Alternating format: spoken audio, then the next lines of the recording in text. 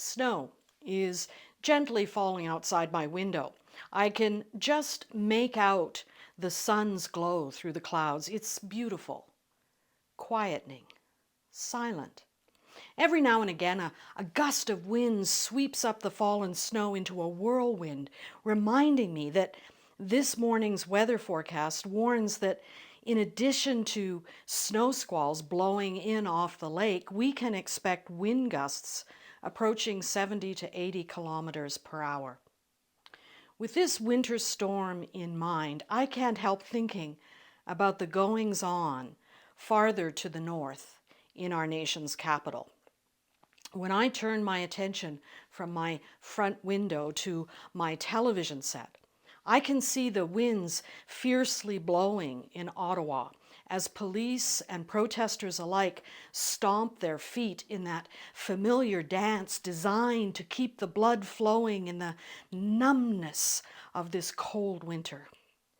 For 3 long weeks, we have watched as a few frustrated, misinformed, angry truckers, together with some others who have found community with them, as they occupy a city and render those we have entrusted with the job of maintaining social norms impotent. If I look beyond the blockade of trucks, I can make out our parliament buildings and remember summer walks and smiling faces as strangers together took delight in the solid structure in which we gladly, and yes, often cynically, place our trust. Suddenly, the roar of the wind commands my attention, and outside my window, all is whiteness. I can't see through the swirling snow as the whiteout robs me of any desire to venture outside. I can just make out the impression of a young maple tree standing firm as the gusts of wind blow so much snow into the air that I fear the tree might snap or be torn from its roots. I hear the news announcer as she shifts her focus from Ottawa to Kiev to warn that war seems inevitable. Footage of Russian troops positioned along Ukraine's border, followed by the American Vice President Kamala Harris addressing leaders from around the world who have gathered in Munich to respond to threats from Russia with threats of economic sanctions and military reinforcements designed to deter with strength and all the might the world cares to muster any incursion into Ukraine. In the cutout screen below, there's a view of Ottawa where lines of police are methodically pushing the protesters back, ever so slowly. I turn off the TV set and return my focus to my task. A sermon which proclaims good news extracted from Jesus' Sermon on the Plain as it is written by the anonymous gospel storyteller we know as Luke. Before we even get to the gospel assigned for this Sunday, Jesus gives us the Beatitudes.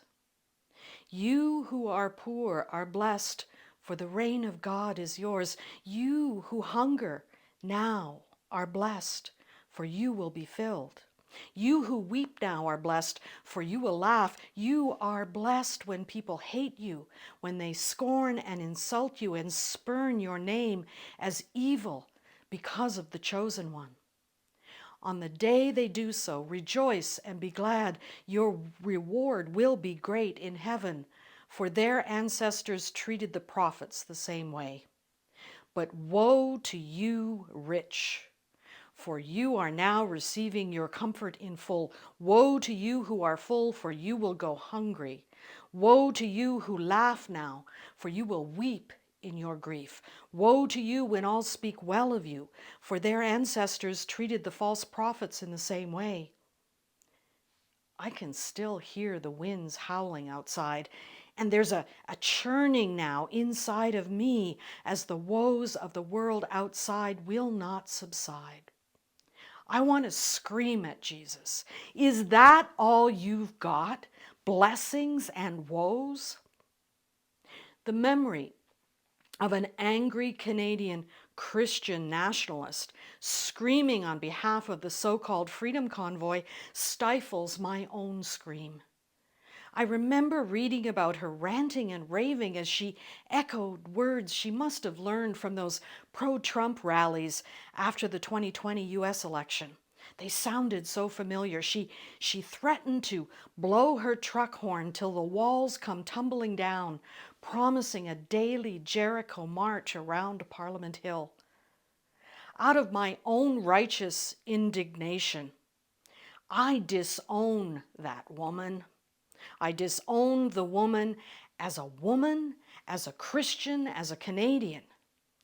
With every fiber of my being, I disavow her as my sister.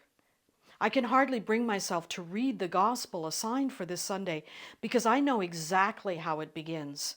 And Jesus' words, they do not feel like good news right now at this particular moment. Jesus said, "To you who hear me, I say, love your enemies. Do good to those who hate you. Bless those who curse you, and pray for those who mistreat you. When they slap you on one cheek, turn and give them the other. When they take your coat, let them have your shirt as well. Give to all who beg from you. When someone takes what is yours, don't demand it back. Do to others what you would have them do to you. If you love those who love you, what credit does that do you? Even sinners love those who love them. If you do good only to those who do good to you, what credit does that do you?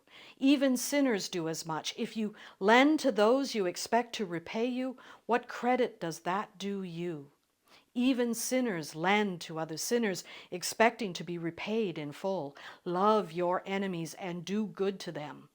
Lend without expecting repayment, and your reward will be great. You will rightly be called children of the Most Holy, since God is good even to the ungrateful and the wicked. Be compassionate as your loving God is compassionate. Don't judge and you won't be judged. Don't condemn and you won't be condemned. Pardon and you will be pardoned. Give and it will be given to you. A full measure, packed down, shaken together, and running over will be poured into your lap. For the amount you measure out is the amount you will be given back.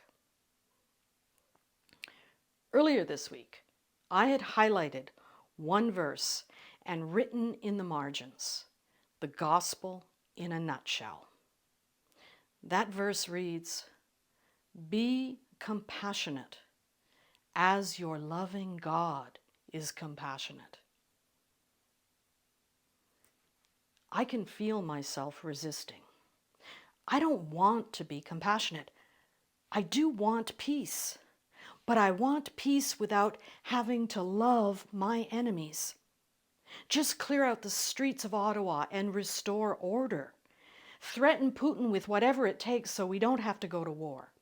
But please don't ask me to love my enemies or be compassionate as my loving God is compassionate, for I have no idea what compassion looks like in the face of the overwhelming woes of our world. I do know what woes look like, and woe betide those who disturb our peace. There's another note in the margins, right under the one which reads the gospel in a nutshell. It is the phrase, womb-like. Womb-like is a very literal translation of the Hebrew and Aramaic words, which are translated as compassionate. New Testament scholar Marcus Borg reminded us that to be compassionate is to be womb-like, to be like a womb. God is like a womb. Jesus says, therefore, you be womb-like. Borg asks, what does it mean to be womb-like? And then he answers, it means to be life-giving, nourishing. It means to feel what a mother feels for the children of her womb, tenderness, willing their well-being, finding her children precious and beautiful. It can also mean a fierceness, for a mother can be fierce when she sees the children of her womb being threatened or treated destructively. Compassion is not just a soft, woozy virtue. It can have passion and fierceness to it as well. Borg's compelling description convicts me. I suspect it may also convict you as well.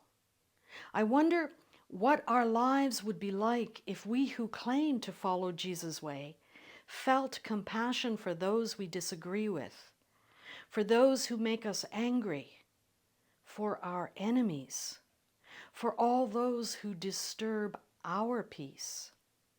What if we felt the kind of compassion which embodies our womb-like God's desire for their well-being? Marcus Borg's words go a long way to reminding me of my own tribal tendencies to settle for the kind of peace which benefits my people. If I am to participate in the evolution of humanity, I must learn not to seek or to settle for this pale imitation of peace. Peace without compassion is no peace at all. Compassionate peace provides the space for all of us to learn to grow into womb-like lovers of our enemies. In Jesus, we see a life which is the incarnation of this sacred womb-like love. Jesus understood that peace is achieved by seeking justice, not just for those of our own tribe, but justice for all. Justice is the social dynamic of love. Justice for all tribes, all nations, all races, all genders, justice for those on the left and justice for those on the right. Justice seeking, peacemaking is a way of being in the world which has the power to transform enemies into lovers. It is not for the faint of heart, but for the fierce. Not ferocity which is born of self-interest, but ferocity born of love, of compassion. The Reverend Dr. Jacques Lewis defines fierce love this way. Sometimes, she says, love gets a bad rap for being tepid and squishy and codependent. Fierce love is the kind of love that acknowledges that we are inextricably connected to each other. It's the kind of love that made people wade into the water during Katrina and risk their own bodies to save other people's lives. It's the kind of love that made a man run into a fire on 9/11 knowing he might not come out. I believe, says Jacques, I believe fierce love is hardwired into our DNA. If we can remember it, I think we can heal the world. Jacques Lewis understands this fierce love as a kind of motivation which compels us to seek justice for everyone. Sometimes when the storms outside are raging, I retreat into the safety which I have built around me, my home, my loved ones, my people. And I content myself with counting my blessings, for I am richly blessed. This brings me to the third note which appears in the margins of my copy of Jesus' Sermon on the Plain. The note appears beside Jesus' blessings and woes. It reads, "Not passive." It comes from the wisdom of theologian Megan McKenna, whose exploration of the word blessed disturbs my complacent peace. McKenna points out that blessed is the translation of the word makairoi, used in the Greek New Testament. When we look farther back to Jesus' Aramaic, we find that the original word was ashrei, Ashrei does not have a passive quality to it at all. Instead, ashrei means to set yourself on the right way, for the right goal, to turn around, to repent. McKenna goes on to translate the Aramaic into an interpretation of the Beatitudes like no other I have ever heard. From the Aramaic, Jesus says, "Get up, go ahead, do something, move. You who are hungry and thirsty for justice, for you shall be satisfied. Get up, go ahead, do something, move. You peacemakers, for you shall be called the children of God." To McKenna, this reflects Jesus' words and teachings much more accurately. She hears Jesus saying, "Get your hands dirty to build a human society for human beings. Otherwise, others will torture and murder the poor, the voiceless, and the powerless."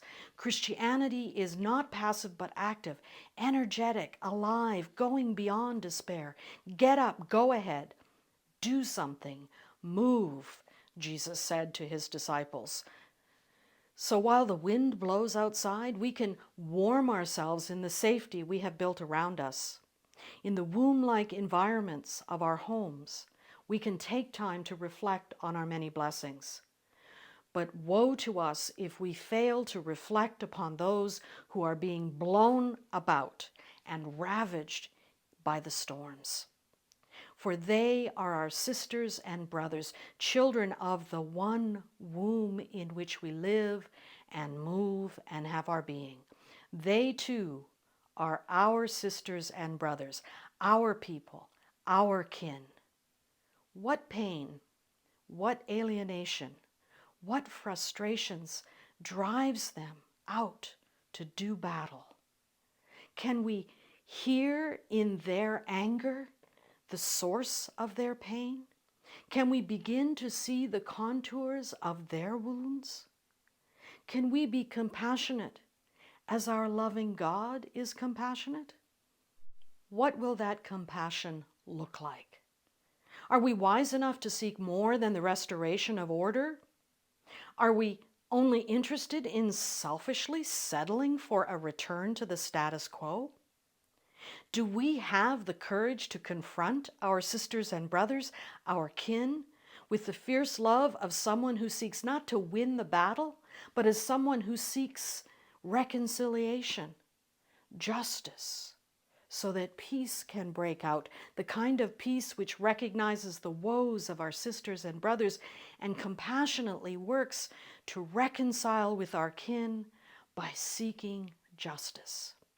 Get up, go ahead, do something, move, Jesus said to his disciples. Be compassionate as your loving God is compassionate. It is cold out there. The wind is still howling. And that poor little tree looks like it might just snap. Our kinfolk are suffering. They are alienated, misinformed, and angry. But just as surely as I know that beneath the snow spring lies waiting to be born, I also know that our suffering kinfolk will not heal without us doing something, without us being compassionate. May the fierce love of the one in whom we live and move and have our being generate warmth in each of us so that the compassionate wisdom which lived and breathed in Jesus can live in us as the Spirit inspires us to venture out into the world as justice-seeking peacemakers. Let us not huddle together to keep warm. Let us get up. Go ahead, do something, move. Jesus said to his disciples, be compassionate as our loving God is compassionate. Love with the kind of ferocity which acknowledges that we are intricately connected to one another. For we are one with the love which is divinity, and one with the divinity which lives and breathes in, with, through, and beyond us all. Thanks be to all that is holy.